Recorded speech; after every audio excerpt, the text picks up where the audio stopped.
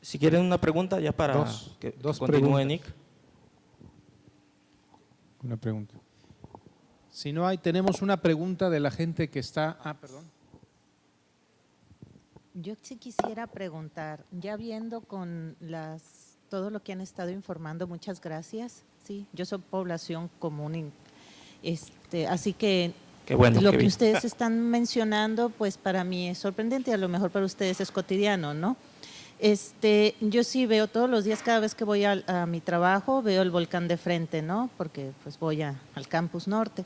Entonces, sí es cierto, en cuanto lo vi apagado, a mí me dio más susto, porque dije, ¿qué caray?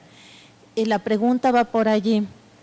¿Ustedes con toda esta información que ya tienen, consideran que el volcán pueda volver a hacer erupción y en qué magnitud? Según como ustedes lo vean, yo siendo completamente ignorante de este tema. Sí, bueno, hay tiempos en el que el volcán se ha ido a dormir varios años.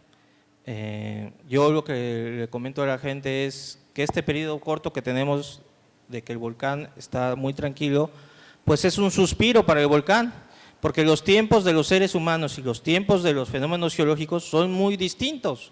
Ustedes van ahorita a la comunidad de la Hierbabuena y la gente dice, pues a mí el volcán nunca me ha hecho nada, porque no estaban viviendo en la erupción de 1913. Si viviéramos 200, 300 años, pues sí nos acordaríamos, ¿no? En 1913 tuvo una gran erupción y pues sí puede pasar una tragedia. Entonces, en ese sentido, para el volcán es un suspiro. Entonces, y es lo que he estado diciendo, no hay que bajar la guardia, hay que seguir trabajando. ¿Mandé? Sigue activo, tenemos señales sísmicas pequeñitas, pero algo se sigue ahí moviendo al interior de los conductos. Digo, todos los parámetros de monitoreo están en niveles bajos, pero no está totalmente quieto. En el 2012 se nos fue un año a dormir, no había nada de actividad, ni sísmica, ni gases, ni nada. Ahorita sí tenemos un poquito de actividad. Muchas gracias por la información que nos está dando, pero a mí como habitante de Villa de Álvarez me interesa saber, ¿yo qué debo hacer? Pues es una pregunta, a lo mejor no tanto para nosotros, pero sí para nuestras autoridades, para Protección Civil. Pero yo le contestaría, hay que mantenerse informada.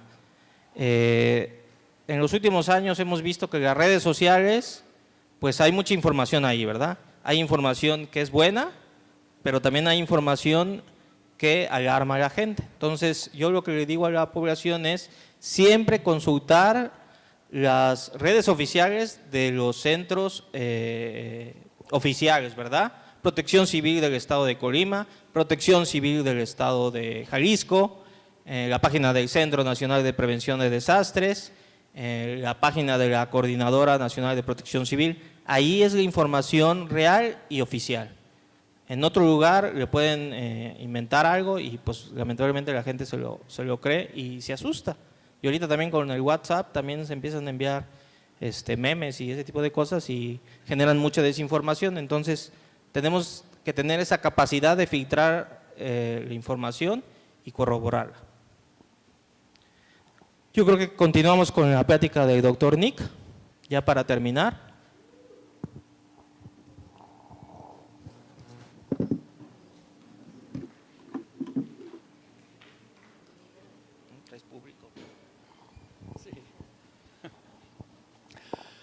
Muy buenas tardes a todos.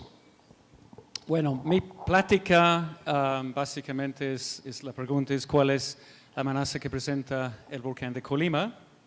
¿Alguien va a cambiar mis diapositivas, por favor?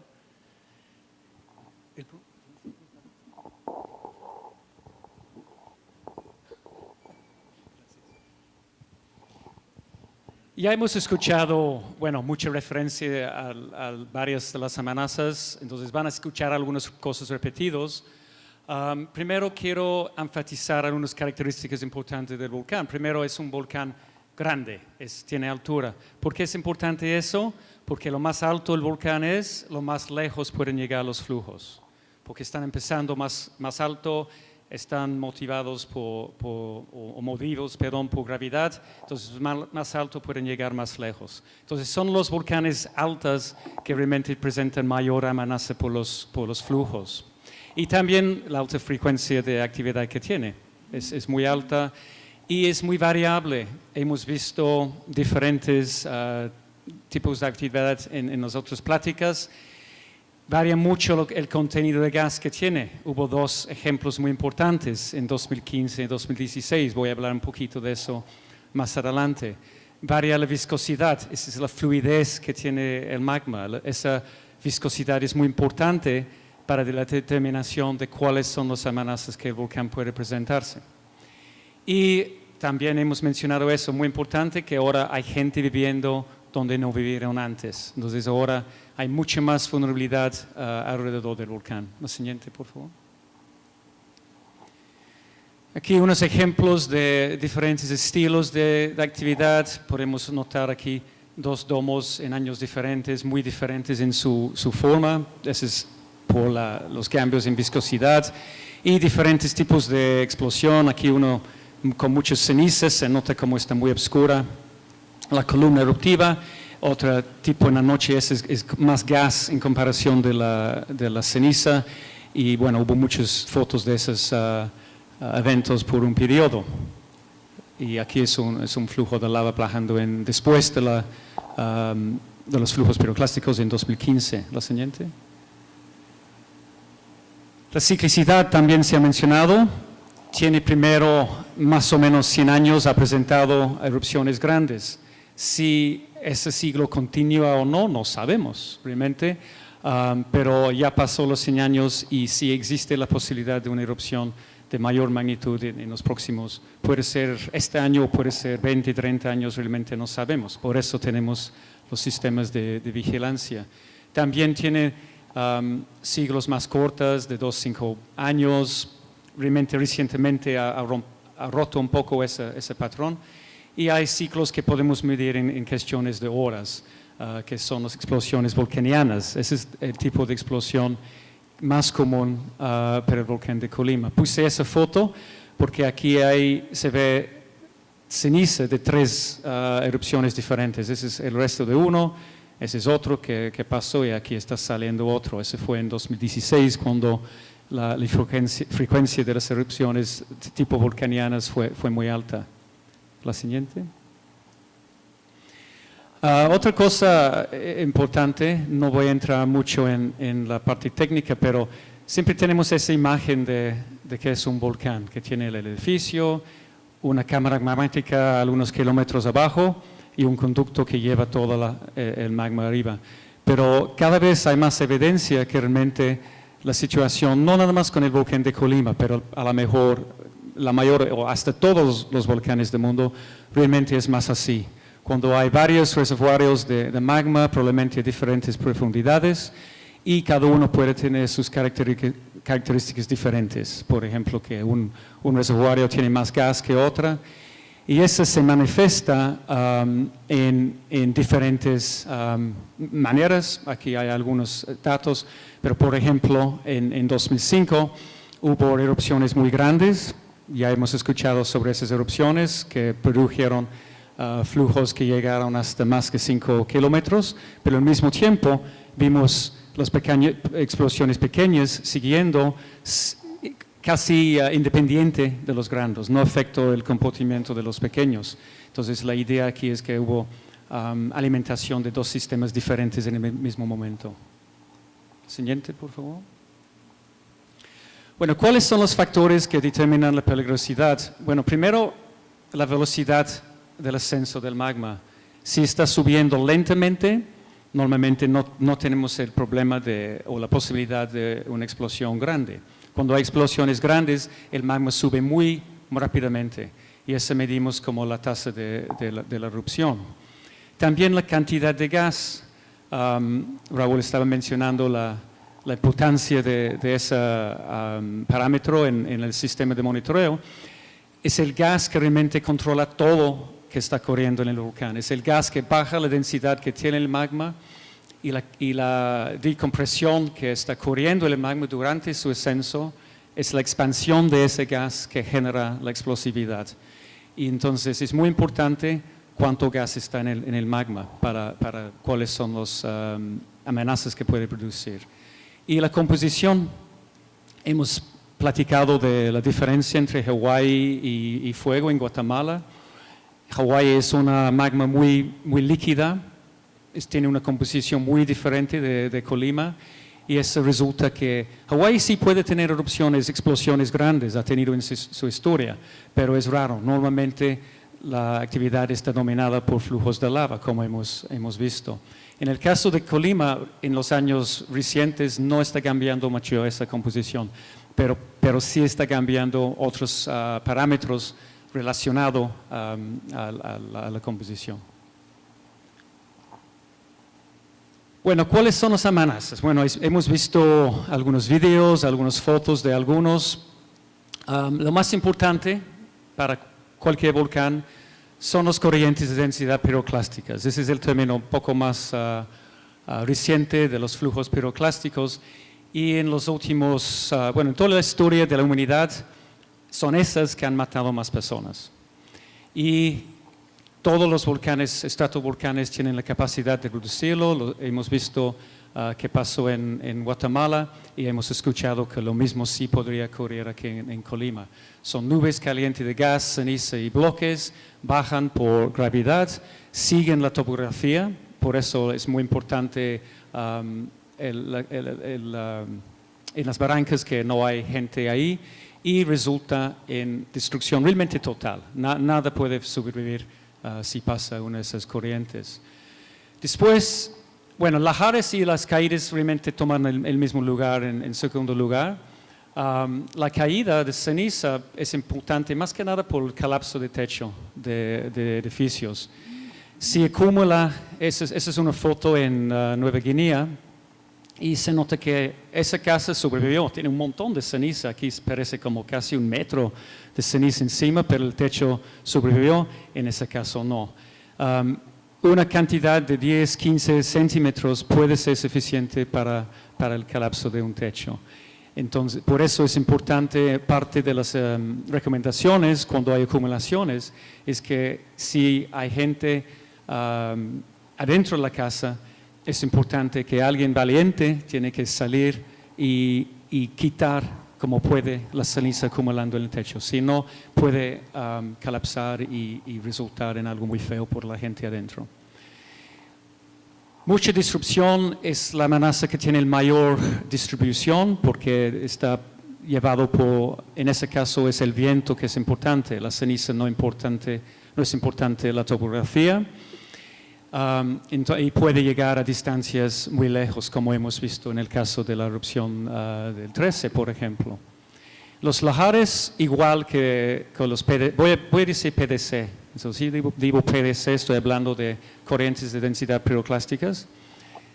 Como los PDCs, los lahares siguen la topografía, su control es la gravedad y su área de afectación normalmente no es tanto, no salen tanto de las barrancas. Aquí esos eventos sí pueden salir y pasar lateralmente de las barrancas, como pasó en el volcán de fuego. Sin embargo, se mencionó, Dulce mencionó el desastre más grande de los años recientes en Colombia, por Nevado de Ruiz, donde murieron más que 20,000 personas, 25,000 personas, y ese fue por un lahar. Fue un caso excepcional, también fue un muy grande error en comunicación en esa erupción y resultó en destrucción total de una ciudad.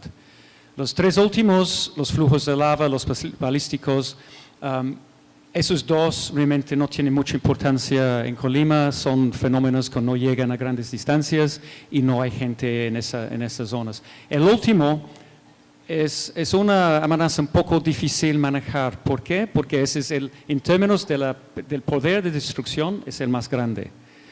Estamos ahorita, toda la ciudad de Colima está construido sobre depósitos de ese tipo. ¿Qué significa? En el pasado un evento llegó hasta la ciudad de Colima. Un evento de ese tipo, igual que aquí, va a destruir todo. Lo bueno para nosotros es que son eventos que no ocurren muy frecuentemente.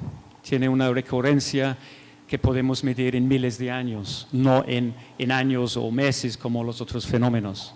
Entonces estamos como con la confianza, algo de confianza ahorita, que el volcán, el tamaño que tiene el edificio, no es lo suficiente para que si ocurre un tipo de evento de ese tipo, no va a llegar hasta la ciudad. Pero en los próximos cientos o miles de años seguramente va a ocurrir otra vez. La siguiente. Estamos en grandes riesgos dividiendo la actividad entre fusiva y explosiva. La fusiva, como ya hemos visto, la formación de domos, como ese ejemplo en 2016, aquí es el flujo de 2015, y es la tasa, la velocidad que está saliendo el magma que realmente está determinando el peligro. Resultan en derrumbes, normalmente los derrumbes no llegan tan lejos del volcán, pero el gran problema aquí son los colapsos y la generación de los PDCs. Eso es algo que vimos en 2004, esa es la barranca de la Lumbre. Aquí podemos ver la distancia del volcán, no está muy cerca. Aquí llegó hasta 6.1 kilómetros en esa barranca y podemos ver cómo es el depósito. Son bloques muy grandes, aquí hay bloques que miden hasta 1 metro de diámetro.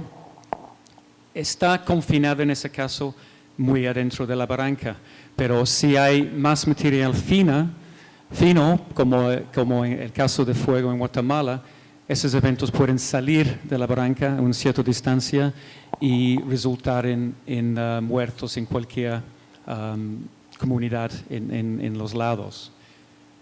Lo siguiente, por favor. Y la actividad explosiva, aquí algunos ejemplos, una de las erupciones grandes de 2005, esa fue la última erupción del año pasado.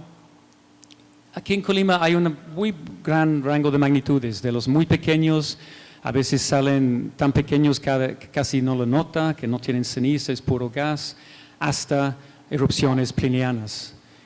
1913 fue la última erupción grande, pero realmente todavía no estamos hablando de las posibilidades del volcán de Colima. Puede producir erupciones mucho más grandes como ocurrieron 5.000 años o más atrás.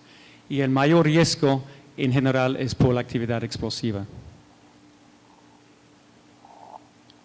La ceniza, bueno, he dicho que es la amenaza que tiene la mayor distribución, puede afectar a la mayoría de gente, pero la actividad que tenemos por lo general en el volcán, como aquí son muchas columnas en el año pasado con esos eventos, pasaron encima de la ciudad de Colima, que no es la situación más común por las direcciones del viento, realmente no genera mucho problema si el evento no es, o la caída de ceniza no es grande y persistente. Lo importante en términos del efecto a nosotros es cuando está cayendo muchísimo ceniza por una erupción muy grande o si el evento tiene mucha duración, entonces la ceniza sigue cayendo por mucho tiempo.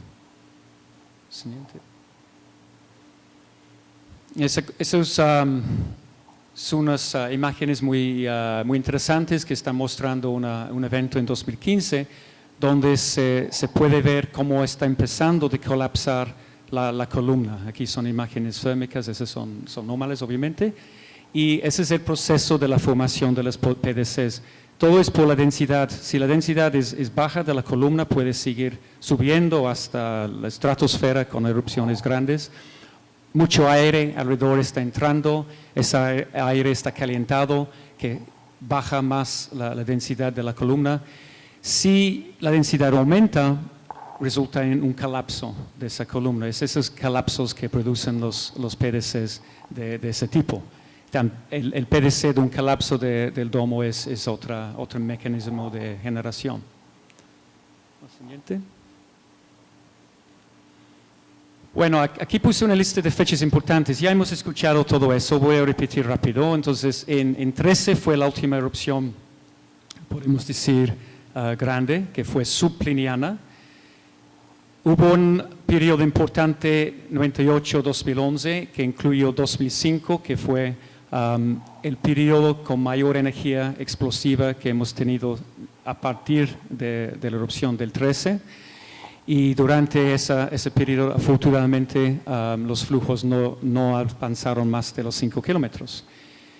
El último episodio fue 2013-2017, que incluyó el evento más grande en términos del alcance del PDC, que llegó hasta los 10.2 kilómetros en la dirección de Quesaría, en la barranca de Monte Grande. Y el último que hemos visto en términos de algo significativo fue las explosiones del año pasado. ¿La siguiente? Estoy incluyendo nada más para dar otras comparaciones que podemos hacer. He mencionado que varía mucho la tasa de fusión. Bueno, ¿de qué realmente estamos hablando? Si estamos hablando con nuestro volcán aquí en Colima, a veces sale tan lenta, es realmente difícil cuantificarlo. Y estamos hablando de niveles de 0.01 metro cúbico por segundo. Eso es muy, muy lento en términos de cualquier volcán del mundo. Y ejemplos de periodos con ese tipo de tasa, la erupción 2001-3, 2007-2011 y algunas partes en 2013-2014. Es suficiente, es lento, pero de todas maneras es suficiente para llenar 6 casas típicas cada día de magma. Cuando es rápida, aquí en Colima, ese valor es lo más rápido cuantificada. Probablemente en la erupción de 2015 fue mucho más alto, pero no tenemos la manera de cuantificarlo. Con 12 es 98-99, 2004, 14-15 y también en 2016. En ese caso estamos hablando de 750 casos cada día. Entonces son 2 órdenes de magnitud diferentes, pero 3 órdenes de magnitud diferentes. La siguiente, por favor.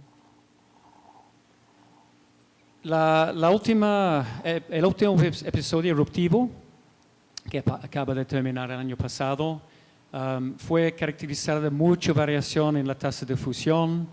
Vimos muchos cambios en el domo. Fue un periodo muy, muy interesante científicamente por la variedad de actividad que presentó. Hubo flujos de lava en muchas diferentes direcciones y presentó la mayor explosividad que hemos visto desde 2005. Hubo mucho gas medido, igual que las tasas de fusión.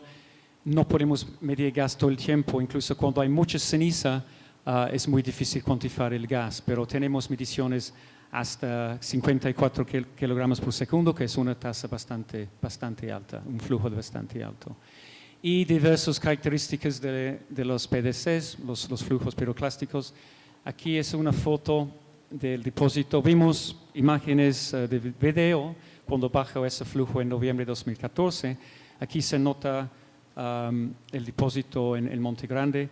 Fue un flujo muy, muy fino y fue como un precursor realmente del evento de 2015 que también presentó esa misma característica.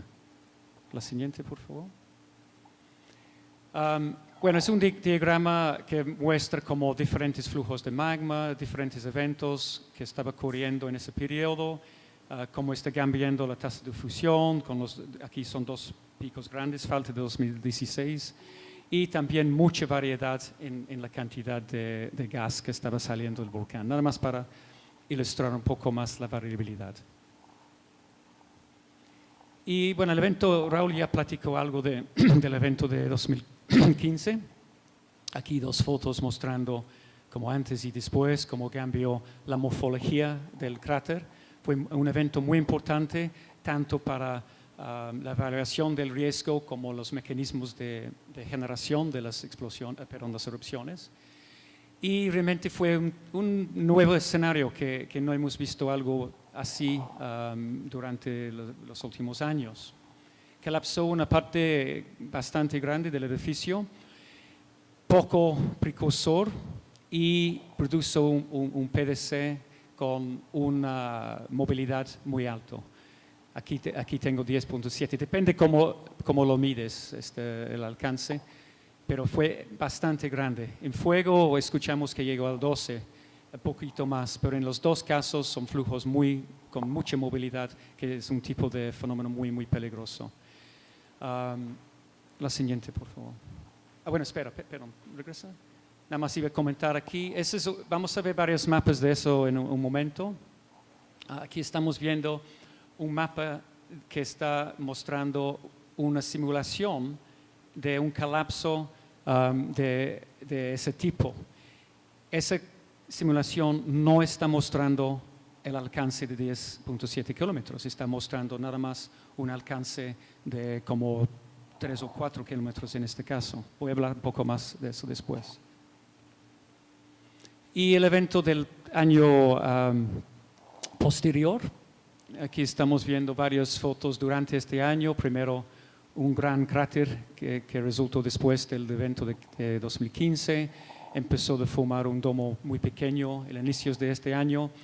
En septiembre, finales de septiembre, inicios de octubre, llenó muy rápidamente con una tasa de fusión alta. Lo interesante es que ese evento no produjo ninguna explosión, no produjo ningún colapso, pero sí hubo mucho gas, incluso en términos de el análisis de percepción remota, es otra área de vigilancia que se ha mencionado. Es un área muy importante y lo bueno de eso son datos gratuitos que cualquier persona puede conseguir por medio de, no todos, pero algunos por medio del Internet. Y en el caso de ese evento en septiembre fue el flujo más grande realmente registrado de SO2 del volcán, pero en realidad finalmente no fue un evento que resultó en peligrosidad a ninguna comunidad. Lo siguiente. Pero sí presentó, aquí estamos viendo el efecto de la lluvia ácida. Fue muy interesante. Esa foto está tomada bastante cerca del volcán, como 2.5 kilómetros, y se nota que esa especie de pino fue muy afectado, como está todo café las hojas, pero otra especie de pino, verdecito como debe estar. Entonces fue dependió mucho el tipo de árbol. Pero aquí son unos señores quejando, creo, del efecto a sus cultivos. Y sí fue un impacto importante. Es una amenaza que no hemos realmente registrado así en otras erupciones. Es algo que sí tiene que tomar en cuenta para el futuro. Aquí, bueno, la distancia en ese caso del PDC nada más fue 2.5 kilómetros de distancia del volcán. La siguiente, por favor. Bueno, ya viendo cómo vamos a mitigar esos riesgos. Bueno, la importancia primero es tenemos que identificar la amenaza. Entonces, identificar qué tipo de amenaza y cuál es la zona que puede afectar esa amenaza. Con una evaluación y zonificación con preferencia con probabilidades. Eso nos da la capacidad de actuar si la probabilidad es más alto y tal vez no si la probabilidad es baja. La vigilancia, bueno, hemos escuchado mucho sobre la vigilancia, esa es nuestra manera de poner en tiempo la probabilidad de la erupción. Decir, bueno, estamos viendo precursores, la erupción puede llegar pronto y hacer una evaluación de qué tipo de escenario puede presentarse. Pasar esa información a las autoridades para que ellos tomen la decisión de evacuar si es necesario. También muy importante es la reducción de vulnerabilidad. ¿Cómo hacemos eso? Bueno, por programas de educación, planificación del suelo es lo más importante, que no hay gente viviendo en las zonas más vulnerables a los diferentes amenazas. Y también con buenos planes de emergencia, cuando la gente sabe qué hacer, saben que no debe estar en un puente tomando imágenes, tomando videos, como vimos en Guatemala, y todo está muy claro por cada escenario posible. La siguiente. Y para hacer la evaluación de las amenazas, bueno, aparte de identificar, ver los depósitos de erupciones anteriores, es importante, como dijo Dr. Breton, que los que ha producido el volcán en el pasado podemos tomar como una posibilidad por el futuro. También podemos ver volcanes analógicos, es decir, que ese volcán tiene varias características parecidas al volcán de Colima. Podemos tomar en cuenta qué ha hecho ese volcán y compararlo con nuestra. El problema en muchos casos en zonas tropicales como Colima es que no tenemos el registro de todos los depósitos de eventos pasados. Entonces a veces tenemos que, uno es tomar los volcanes analógicos, pero también utilizar modelos numéricos y simular eventos. Esas simulaciones son muy aproximados, nadie está pensando que realmente producen algo necesariamente exactamente como una erupción va a generar, pero nos da una idea de tal vez el peor escenario de un evento y nos da la posibilidad de también aplicar la matemática y generar probabilidades. Los resultados los ponemos en la forma de mapas y también hay algo que se llama curvas de amenaza que da probabilidades de un cierto escenario en un cierto punto. Todo eso únicamente va a funcionar si tenemos considerado la comunicación. Sin la comunicación, toda nuestra labor para mitigar los riesgos es para nada. Y es un área que estamos viendo falta mucho en el caso de Guatemala y estamos haciendo todo lo posible que no nos falta aquí en Colima. Y bueno, voy a hablar un poco de los riesgos que acaba de salir este año, un poco retrasado, pero ya está publicado. Aparte de esa actividad, estoy hablando aquí de Atlas del Estado, fue la evaluación y zonificación de riesgos de muchos tipos. Uno de los fue los riesgos asociados al volcán. ¿Qué sirve ese tipo de herramienta? Bueno, para planificación, evaluación de uso de suelo, dónde debemos instalar, poner comunidades o considerar comunidades y otros tipos de uso de suelo. Y evaluar todos los riesgos naturales y antropogénicos que hay y pensar en las operaciones durante la emergencia, utilizar también los mapas para esa planificación de ese tipo de operación. La siguiente, por favor. Mapas previos del volcán fueron basados en eventos históricos, depósitos en el campo, principalmente el evento del 13 y algunos eventos más grandes en términos de las avalanchas de escombros. Aquí son ejemplos de trabajo de campo realizado. La siguiente, por favor.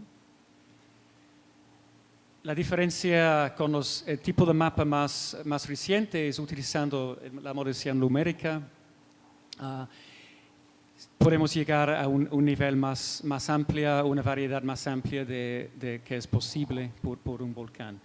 Y también en el caso del Atlas se realizó una cuantificación de la vulnerabilidad. Esa es una actividad bastante difícil y sí requiere más trabajo. Entonces, lo importante es la definición de los escenarios. En el caso de Atlas hubo una definición de 4 escenarios diferentes, de las erupciones más pequeñas como 2005 hasta unas erupciones de hace 5.000 años, las erupciones muy grandes. Y hubo calculación de las probabilidades de las zonas de inundación en el caso de los flujos o la carga de tefra es otro término para la ceniza que cae, basada en la incertidumbre. Entonces tú tienes parámetros que sabes que no son ciertos, hay una cierta incertidumbre y utilizas eso para generar una probabilidad. La siguiente, por favor. Y en términos de la amenaza volcánica, en total se generó 113 mapas. Entonces no estamos hablando de un mapa de la amenaza volcánica, son 113, considerando 4 escenarios diferentes. En el caso de ceniza, 3 diferentes periodos por el cambio estacional que tenemos del viento. Y en el caso de los PDCs, consideramos diferentes direcciones que cada uno genera un mapa aparte. Son los primeros mapas probabilísticos producidos bueno, la siguiente, por favor. Y también se juntan para producir mapas de ese tipo. Este es un mapa multi-amenaza, tomando en cuenta uno de los 4 escenarios y mostrando, aquí en esos colores muestran la ceniza, tomando en cuenta diferentes fijando el nivel. Entonces aquí estamos fijando un cierto carga de ceniza y son las dos estaciones diferentes. Y en el color morada son los lahares y aquí, esa es una erupción grande, y aquí son los PDCs también fijando el nivel, mostrando hasta dónde pueden llegar. Esos son, en este caso, son una erupción grande, es cuando tienes mucho más dilución de los flujos, es material mucho más fino, y eso puede resultar en distancias y también no es tan controlada por la topografía, porque la idea es si puede moverse lateralmente con facilidad. Lo siguiente, por favor. Un ejemplo de un mapa, ese es un mapa nada más mostrando la caída de tefra o ceniza en un cierto periodo, es una erupción pliniana, entonces una erupción relativamente grande. Si tomamos el viento de todo el año, son datos tomados de 15 años de viento en el modelo. Son modelos que tienen que correr en computadoras muy grandes. En el caso de eso fue corrido en Estados Unidos. Y tomando 15 años de vientos, haces una modelación y tienes la probabilidad de diferentes direcciones a diferentes alturas de la atmósfera y llegas finalmente a un mapa. Aquí estamos viendo de la cantidad de ceniza, es 1 kilogramo por metro cuadrado, que es aproximadamente 1 milímetro de espesor. Y en ese caso, todo el año podemos ver que en Manzanillo la probabilidad sale entre 20 y 30% por una caída de ese tipo. Esa caída no es suficientemente grande para tumbar un techo, pero sí es suficiente para generar mucha disrupción en la población. Lo siguiente, por favor. Ahora es el mismo escenario eruptivo, pero estamos considerando nada más la estación de las lluvias.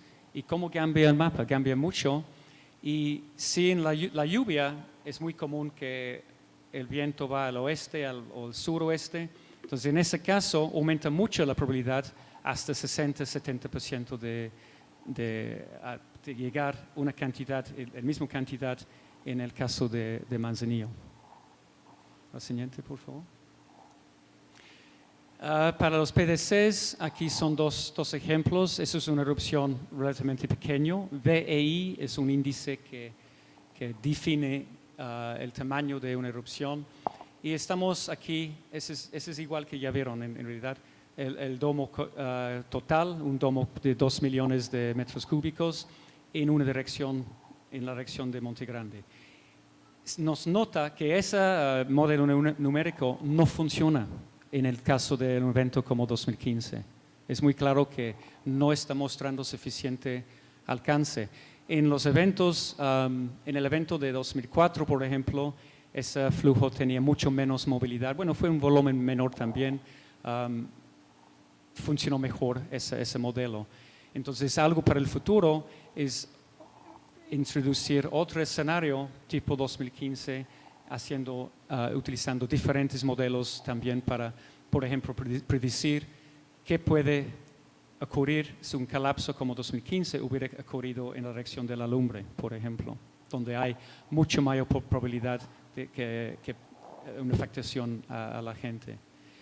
Aquí es número 5, que significa que es un evento 100 veces más grande, porque brincamos 2 números, es una escala logarítmica, mucho más grande, y aquí estamos notando 5-12% de una inundación de la ciudad de Colima.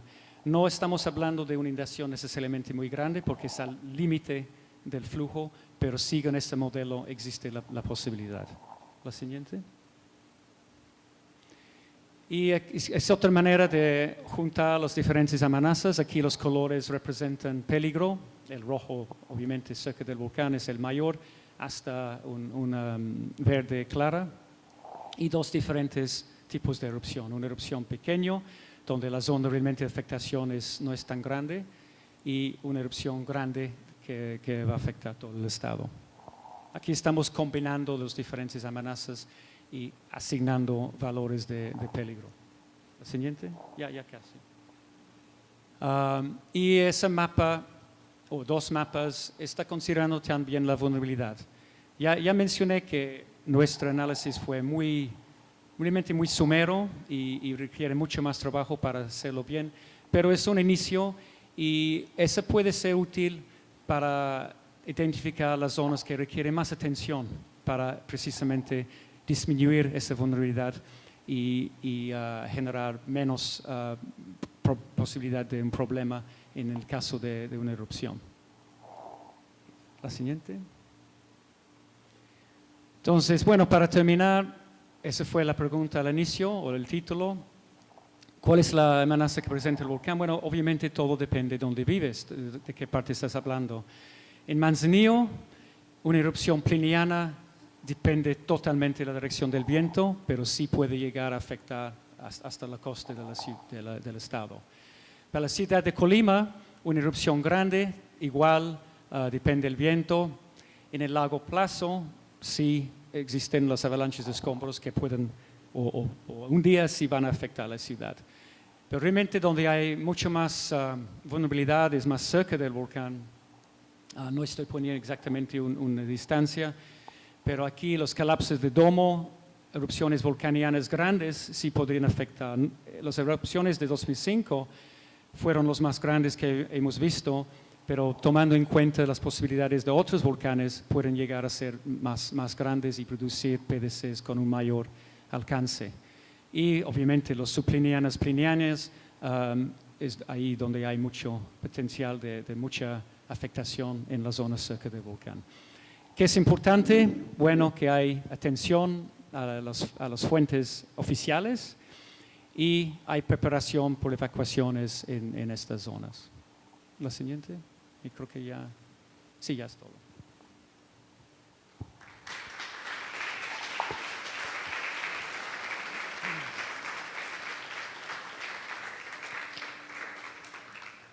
Muchas gracias.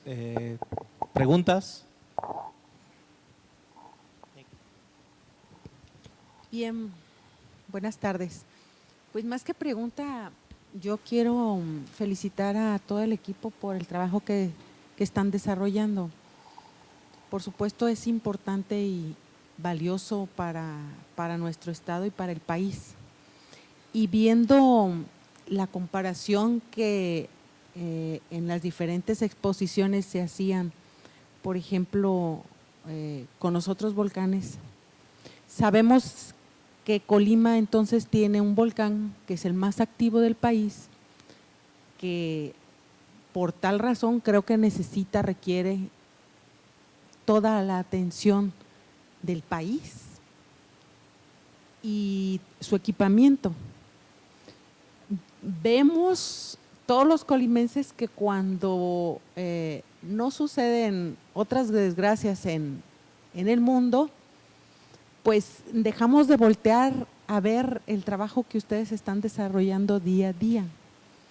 Y son, por desgracia, las catástrofes que nos hacen reflexionar y ver la importancia del trabajo que están desarrollando ustedes. Yo por eso creo y me inclino a pensar en que es importante aprovechar estos momentos para que las autoridades sepamos lo que ustedes requieren para poder protegernos, ¿no?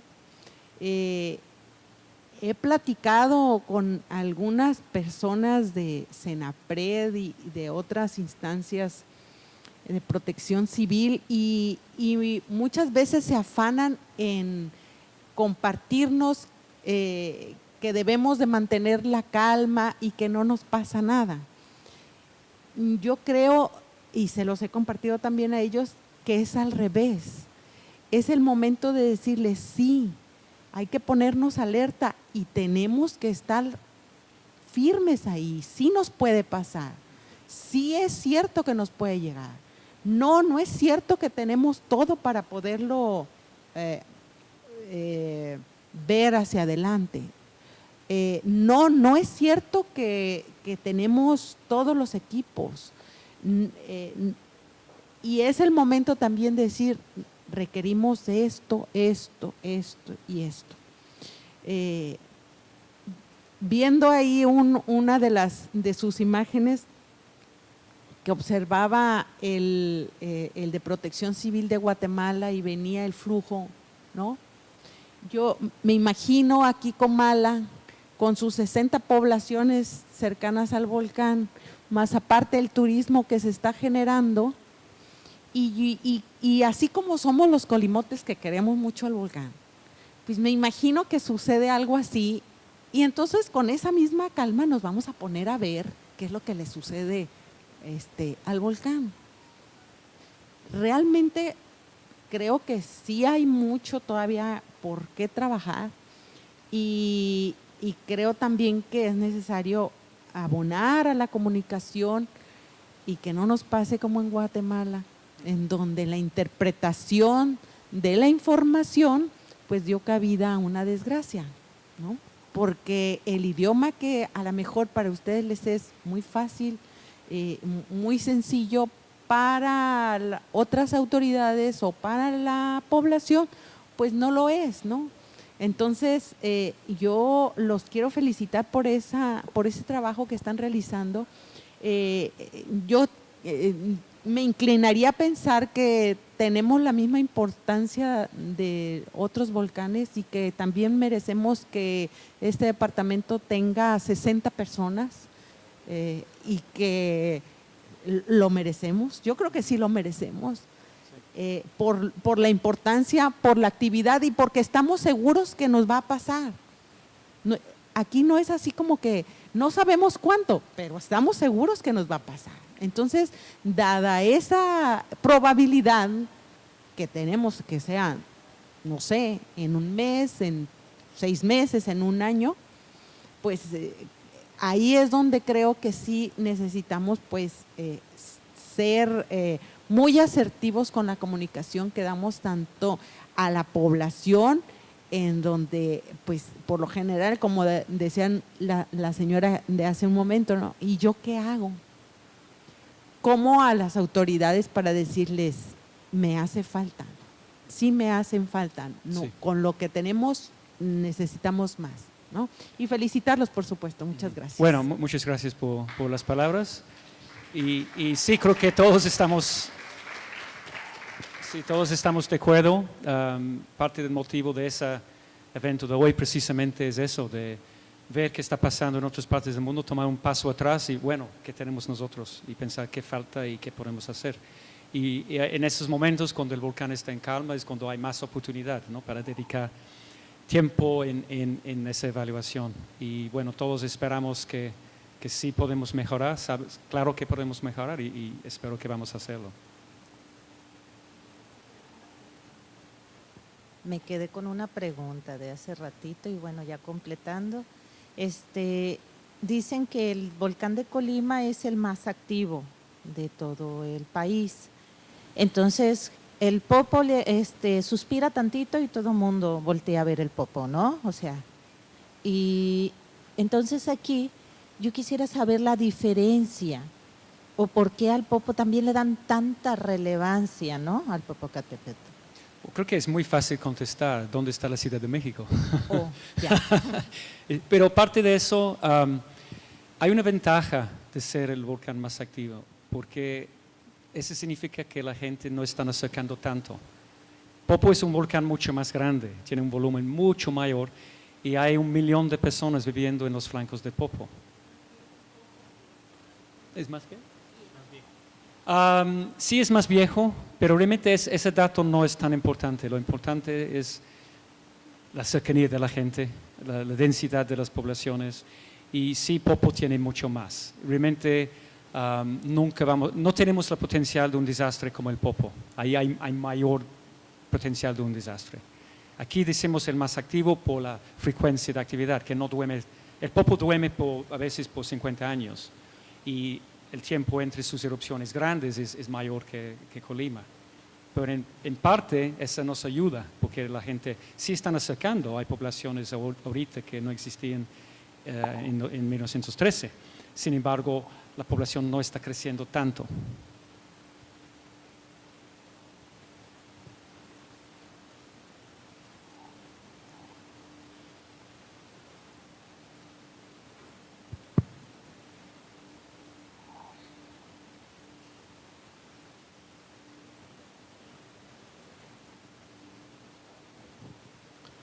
Buenas tardes.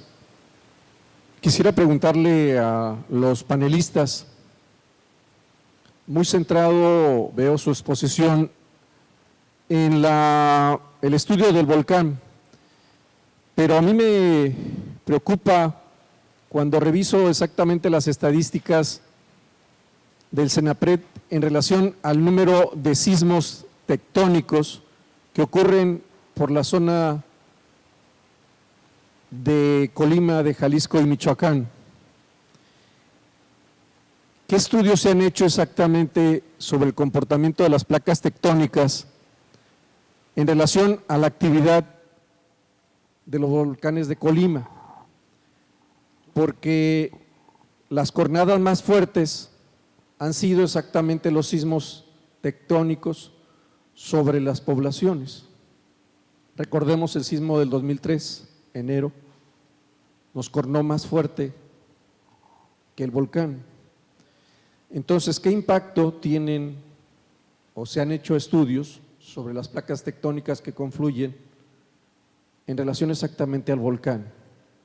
La segunda pregunta es, usted hace un momento habla de el atlas de riesgo. Hace unos días me encaminé hacia un ayuntamiento, pregunté a Protección Civil y me dijeron, es información exactamente confidencial. Y la pregunta es, ¿se puede conseguir como simple ciudadano adquirir el atlas de riesgo? Bueno, voy a pasar a Raúl o tal vez Dulce para la parte sísmica. Voy a contestar la última pregunta. El atlas está disponible para todo el público. No es información confidencial. Hay una página en internet. Que falta todavía es divulgación. Todavía nos falta eso, que hay más conocimiento de qué información existe y cómo utilizarlo. Pero de ninguna manera está información no disponible para todos. Y bueno, nada más voy a comentar algo del sismo antes de Raúl. Históricamente son los sismos que matan más gente. Eso es algo muy, muy claro en todo el mundo. Son los sismos que cada año hay eventos que matan 10 miles de personas hasta cientos de miles de personas. La diferencia con los volcanes, los eventos muy, muy grandes, son mucho menos frecuentes, ocurren con intervalos de 1000 años entre ellos, pero en realidad son los volcanes que pueden cambiar todo el mundo. Son los volcanes que contribuyen a extinciones masivas, por ejemplo, pero son eventos no tan comunes y no estamos hablando de volcanes como Colima, pero siempre son los sismos que resultan, bueno, voy a corregirme un poco, no es el sismo que mata a la gente, es la vulnerabilidad que nosotros generamos ante un sismo, la falta de control sobre la calidad de las casas y donde estamos construyendo las casas. Sí, como menciona el doctor Nick, de hecho el año pasado tuvimos 2 sismos importantes en nuestro país y se hizo un seminario para hablar también al respecto de estos fenómenos. Como ustedes saben, pues la sismicidad está asociada a la subducción que tenemos de la placa de Cocos y de la placa de Rivera por debajo de la placa de Norteamérica. Simplemente el siglo pasado tuvimos 3 sismos arriba de 8 en magnitud que afectaron esta región. Entonces es un fenómeno que también nos involucra, nos tiene ocupados. Hay que mencionar que la red sísmica telemétrica del estado de Colima tiene estaciones sísmicas también en el estado que son compartidas con el Servicio Sismológico Nacional.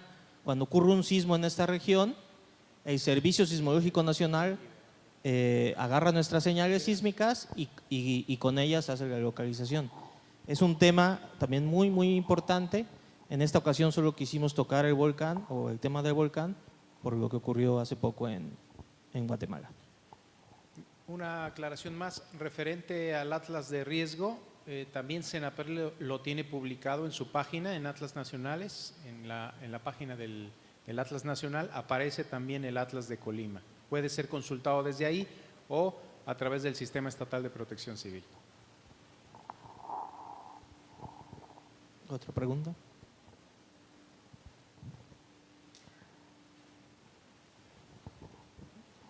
Buenas tardes.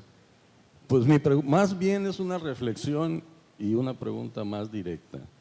El Estado de Colima, en materia de protección civil, somos un Estado reactivo y creo que de muchos años la protección civil, Senapred y todo, y ustedes mismos le están apostando a la prevención, lo cual no se está haciendo.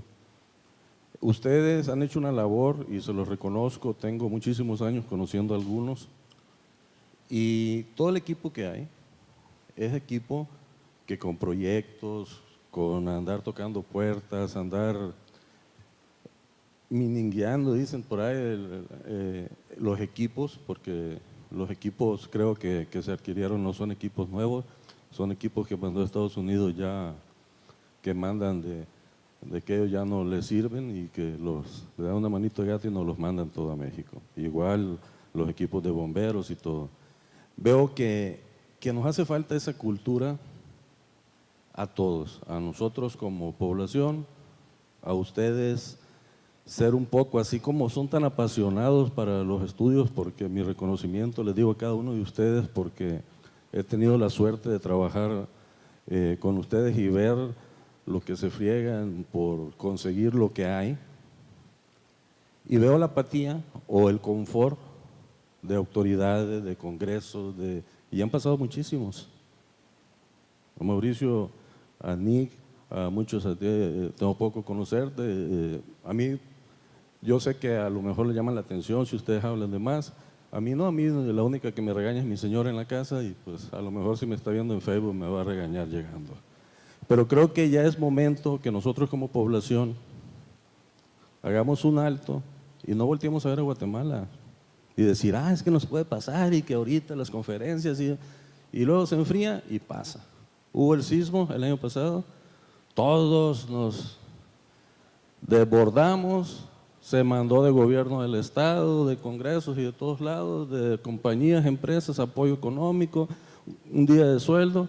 ¿Y cuándo se ha volteado a ver a Colima de nuevo? Somos una zona altamente sísmica. ¿Qué tenemos que esperar? La delincuencia nos está rebasando, es cierto, pero con un evento del volcán, de los de veras, un sismo o un accidente de materiales peligrosos en la carretera, vamos a tener más víctimas que las que hemos tenido con la delincuencia organizada. Entonces yo creo, y los invito a todos, a ustedes, a nosotros como sociedad civil, a la diputada que está aquí presente, que hagamos un frente común.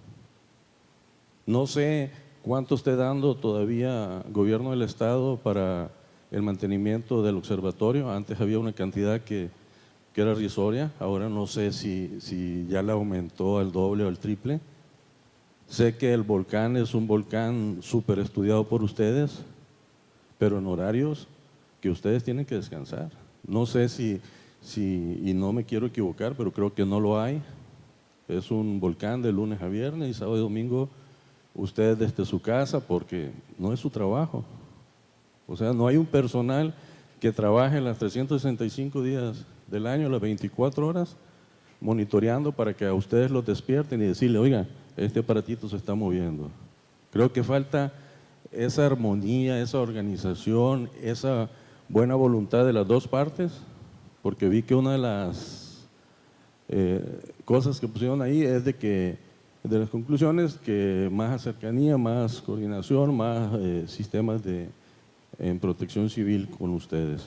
Entonces esa es mi inquietud, que realmente yo sé que a lo mejor no me la pueden contestar porque lo vayan a regañar, pero ¿tienen un presupuesto mensual para poder ustedes medio salir adelante? Porque yo sé que las cámaras de Nick sale comprarlas y mantenerlas. Sé el trabajo de las cámaras visuales, sé de los sismógrafos, y sé que ustedes son los que van a hacerle la albañileada y ustedes van a limpiar, y ustedes, porque no hay el suficientemente presupuesto para sacar eso adelante. Y si estamos ante un estado altamente peligroso, porque somos un estado altamente sísmico, somos un estado con un volcán, el más activo y somos un estado con la carretera que pasa materiales peligrosos, y aquí me la puedo seguir, ¿verdad? Entonces quisiera, a modo de reflexión y a modo de que puedan contestarnos para que la gente sepa realmente la labor titánica que ustedes están haciendo para podernos dar esta información. Gracias. Sí, básicamente sí nos han estado apoyando, pero sobre todo no hay un presupuesto mensual, pero sí nos han dado baterías, nos han dado paneles, radios para corregir las estaciones sísmicas. Es cierto, el equipo que llegó de Estados Unidos, generalmente es equipo que el USGS usa durante una época y después pues lo envía a países en crisis volcánicas.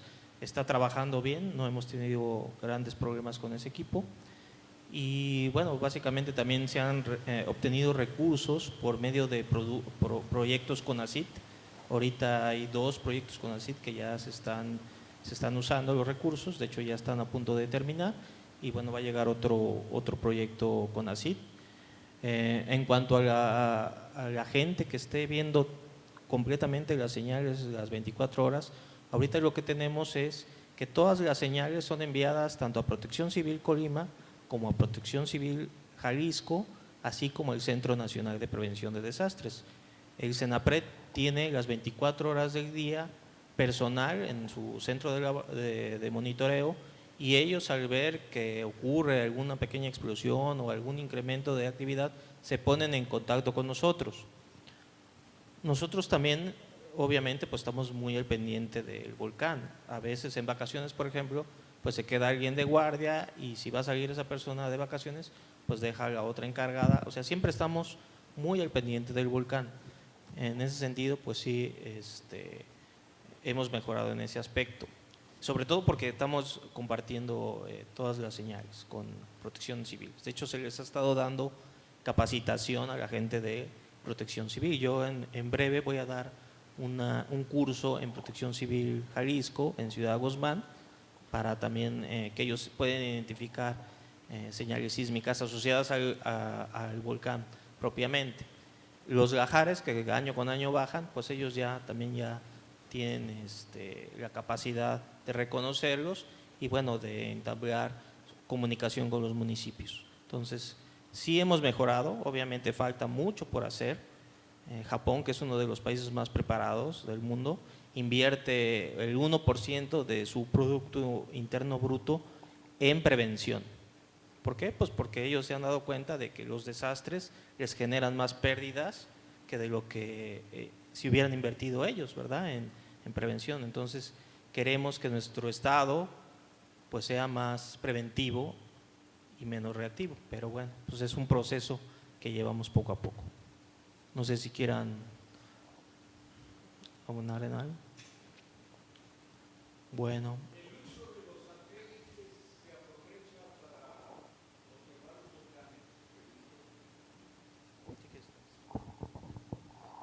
Bueno, la pregunta es si lo utilizamos o sí. En la plática de Dulce sobre fuego, por ejemplo, mostró unos datos de un sistema que es italiano. Los datos realmente vienen de satélites de Estados Unidos, pero son datos disponibles para todo el mundo. Entonces hay un grupo en Italia que toman esos datos, tienen sus algoritmos para generar gráficas y así esa es emisión térmica. Entonces tú puedes ver si está calentando el volcán. Y sí, estamos utilizando como podemos todos los datos de percepción remota. Hay otros también. Tenemos varios contactos en muchas partes del mundo, ¿no? Por ejemplo, los datos de dióxido de azufre. Yo tengo contactos en las personas que manejan esos datos y rápidamente podemos conseguir información. Pero a lo mejor falta un poco más, ¿no? Integración de todo eso.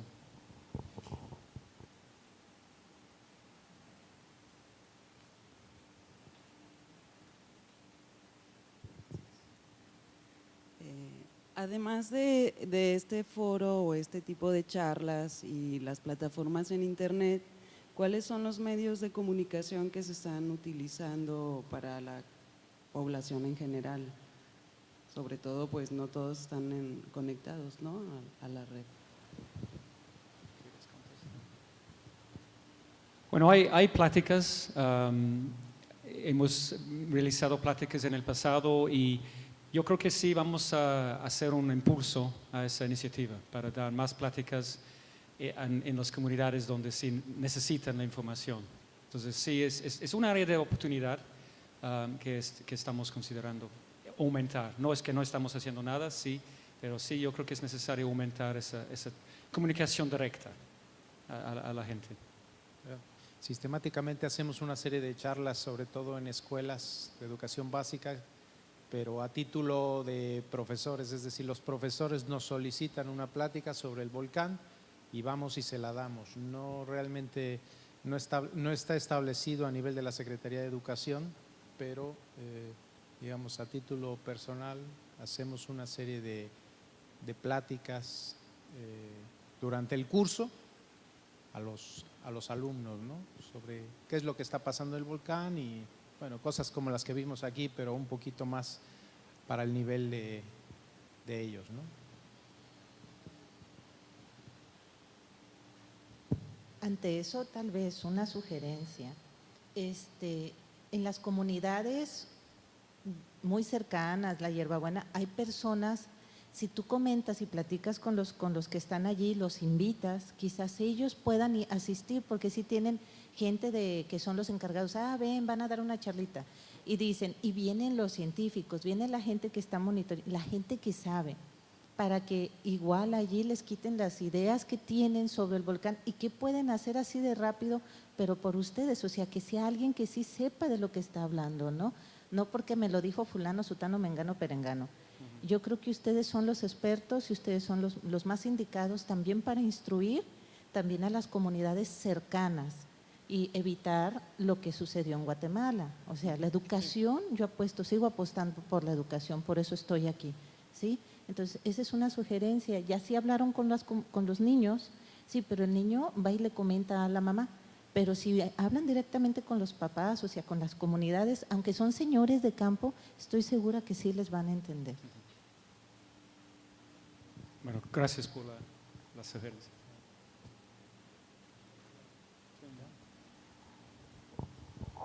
Bueno, pues muchas gracias por haber asistido. Esperemos que en el futuro podamos seguir haciendo este tipo de seminarios, sobre todo para la población, porque entre nosotros pues tenemos pláticas científicas, pero creo que tenemos que como universidad abrirnos hacia la población y bueno, compartirles el poco o mucho conocimiento que tenemos y bueno, esperemos que sea la primera de muchas pláticas que vamos a empezar a tener con otros temas. Por ejemplo, el tema de los sismos es un tema que siempre debemos de tener en cuenta. Vivimos en una zona sísmica, ahorita ya inicia la temporada de huracanes, entonces ahí los colegas que hacen un poco de meteorología pues podrían también empezar a hacer ese tipo de foros. Les agradecemos mucho y que tengan una excelente tarde.